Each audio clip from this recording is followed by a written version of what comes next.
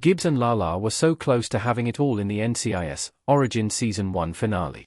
While we were prepared for the duo's tragic ending, no one saw it coming quite this soon. And, despite the nature of Gibbs' tale, there was always a flicker of hope that, maybe, things would turn out okay. However, nothing was okay about that final shot of Lala bleeding out in an overturned car, with Gibbs professing his love through Mark Harmon's narration.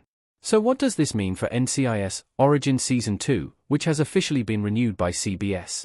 Regardless of Lala's fate, creators and showrunners David J. North and Gina Lucita Monreal confirm that Mariel Molino's character will continue to have a profound impact on Gibbs' life.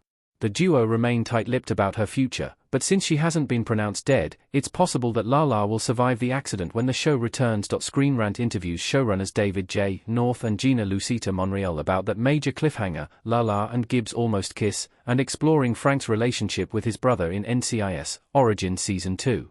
And while we didn't have time to address Diane's introduction, who else gasped? Gina Lucita Monreal, we need you to come back for Season 2 and find out. David J. North, I've been waiting on Gina to tell me. Gina Lucita Monreal, I'm not even going to tell David. Return for Season 2, please, and find out the fate of Lala. David J. North, we talked so much about it is the truth of this.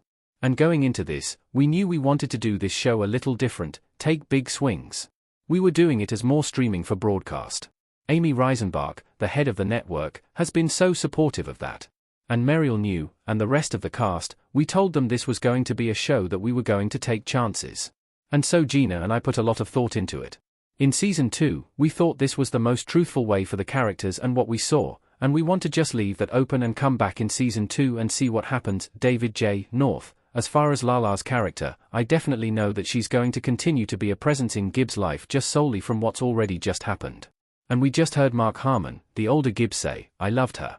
I still do. So she'll remain a presence regardless of what her fate was that night. Gina Lucita Monreal, right, because she's clearly had an effect on him this entire season. Gina Lucita Monreal, for me, it's been a gradual progression of their relationship. That's always what we planned on doing when they first meet in that burnt-out house. It's in the prose of the script. It was like, she's the storm that you crave and fear. And I think, for Gibbs, she just kind of came into his life like a storm, and they weren't sure how to approach each other or what to think about each other in the beginning, and slowly grew to trust each other, which was a big step for both of them. So I hope that the audience has really seen the progression of their relationship throughout the season all the way up until they're in that pool scene. Hopefully, that moment between them felt really earned because that was something we worked really hard toward. Gina Lucita Monreal, we spoke a lot about that moment in the writer's room. There was much debate about whether it should be a kiss or not. In the end, we decided to have it be a near kiss. They both really wanted to go there, but Gibbs needed to tell her the truth about what he had just done with Macy. And if he had gone through with the kiss, it sort of would have been disingenuous because he had this huge news to tell her. And to us, that was in line with Gibbs' character to hold back in that moment. So he does hold back. David J. North, I agree. I totally agree. When I read what Gina had written, because to be honest, I wasn't sure till I got the script, and I totally agree.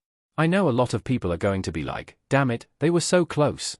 But it was honest, it was true, and it makes the ending even more powerful for me.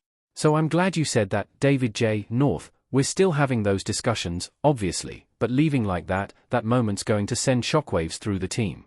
So yes, we won't waste much time before finding out Lala's fate. Gina Lucita Monreal, like David said, I think that this event, no matter what Lala's fate ends up being, will send shockwaves through the team, including Frank's. I think this is something that is so relatable. A major event happens in one moment, and in the blink of an eye, everything is different. And you go back, and you think about the last thing you said to someone, you think about the last thing you did before this event happened, and you stew on that. And it has an effect on who you are moving forward. And I think that will be true for all of our characters. David J. North, she means so much to him, to Frank's. The fact she pushes back on him and his criticisms of her, if he had to be in a foxhole with anyone on earth, it's her. She just means the world to him. He just has a very Frankie way of showing it sometimes. Gina Lucita Monreal, we love Randy. He is such an integral part of the team, the energy he brings, just who he is, and who Caleb is as a human being and an actor. There will be no shortage of Randy in Season 2, but we're excited to explore this sort of different kind of storyline for him where he is questioning his place in the field, but he will still be present in Season 2 in all of our episodes. David J. North, Gina and I are constantly revising and picking apart these stories we want to tell.